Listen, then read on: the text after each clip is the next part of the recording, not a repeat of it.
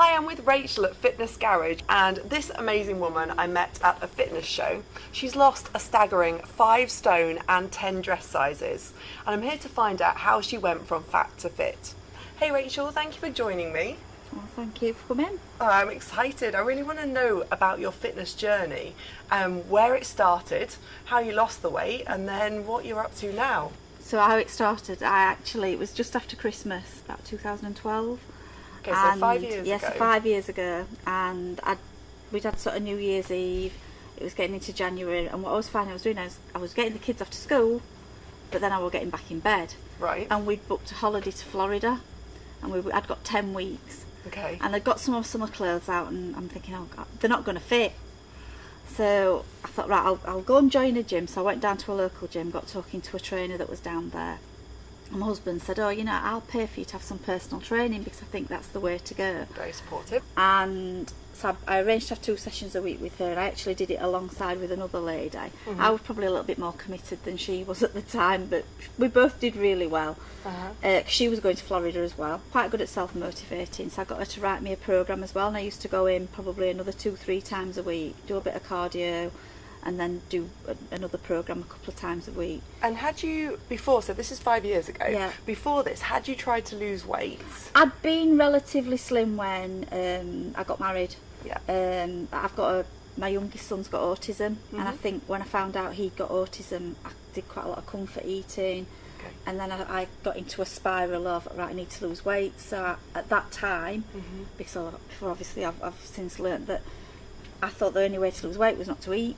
Okay. So I wasn't eating enough food, so I'd probably slowed my metabolism down and quite sluggish, not doing enough exercise. I think the year before I took up the gym, I'd started walking a couple of miles a day. Mm-hmm. I probably did that for about 6 or 8 months, lost a bit of weight, and then obviously in the January I saw it.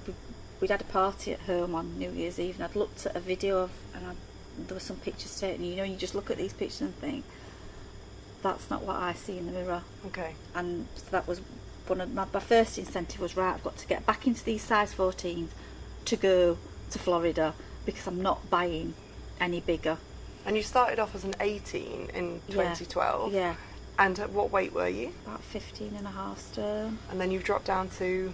I'm probably I don't know now. I'm probably about 65 kilos now. Incredible.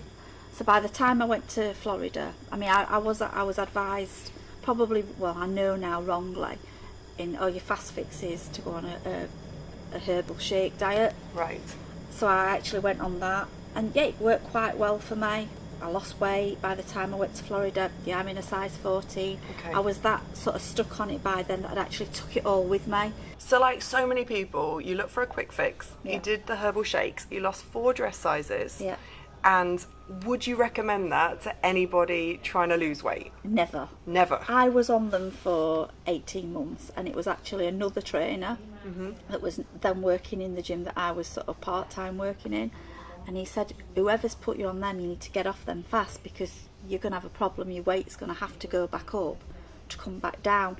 It probably took me another 3 months after that to get myself off, because then I'm scared then to eat normally. So you're just eating shakes? I'd had shakes and I used to have a meal at night. Right. So I was eating some food. Yeah.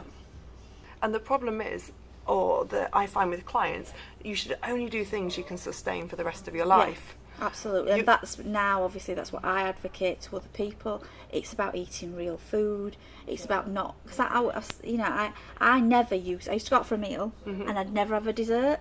But now I've obviously learned that I can eat food. It's fine to eat 3 full meals a day, and that doesn't include a lettuce leaf at every meal. So now, what is your nutrition? What would be like your daily diet? I usually eat quite a protein-rich breakfast. Yep. I'm not carbophobic by any means, but I think I find that if I eat sugary sort of cereals and things like that, it tends to make me want to crave more sugar. Yeah. So I've gone sugar-free. I tend to stick around yoghurt, berries, nuts, fruit, seeds for breakfast, unless like on certain training days. So I know that when I've got a certain training day that I'll probably eat more sort of eggs. I'll have boiled eggs, spinach, or some scrambled eggs, that sort of stuff, and salmon. Lots of whole foods, Yeah. lots of protein, lots of No good fats. processed foods. No. And really one of the keys is to eat unprocessed whole foods, Yeah. like your berries, and you have oats instead of cereal. Yeah. And I find that you can maintain a healthy weight, and it fills you up for so much longer. Yeah. And makes you feel like a little superhero inside. Yeah. So, and it's sort of things that you pick up, and you know, it's relaying that to other people that you're actually, but you don't have to not have something. Yeah. Just make it sell, so Yeah. you know where it's coming from. And there's that many recipe books now on that you can use. And fast, easy food at home. Yeah. And it doesn't have to be boring. It doesn't have to say. I think there's a hell of a lot, especially sort of my age group. The younger. Because how old are you? I think 47. I'm so good for your age. And again, the anti-aging effects of exercise are incredible. Oh, like, just yeah. look at you. I mean, I'll probably look 10 years younger than I did 10 years ago. And when we look at your before and after pictures, Yeah. your after pictures are incredible. You've shaved like 10 dress sizes, but 10 years off. Yeah. Yeah. So what would you eat on an average day? You told us about your breakfast. Lunchtime, love. It's varied because obviously it's quite cold working down here. We've been having a lot. It's chilly. Yeah, we've been making a lot of sort of homemade stews. So we'll do we'll put good stuff in. So chicken, sweet potato, carrots, onions, leeks, anything, and then we just stick it in a slow cooker and we'll have something like that. And then for like tea tonight, or later on this evening, I'm having, I think it's Hasselback chicken today with greens. Sounds exciting. I sometimes have rice. It depends. With my carbohydrates, it depends how I'm feeling. If I feel that I need a little bit, I will.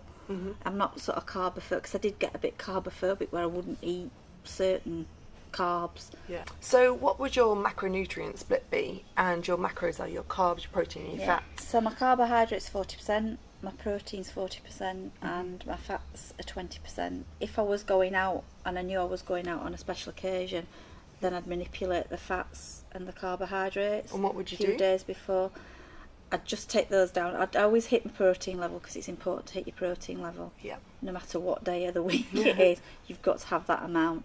But I'd sort of nick a bit almost, because I look at it as, well, I look at a week as a whole week. Okay, not day by So day. it's not day. It doesn't have to be. As long as I stay within my split and what I should eat, then it's not going to alter my weight. And studies have shown that if you write down what you eat and what your goals are, you're much more likely to achieve them. Oh yeah, definitely. So like my fitness pals are really easy tool to use. What I found is, because we've got a group of people at the gym that are doing it, and because they can actually see each other's diet, they see each other, and they can encourage. You know, somebody sort of said, "Oh, I've not eaten my protein still. Well, why don't you try this? Why don't you try that?" And I think if you share it with other people as well, you're more likely to succeed.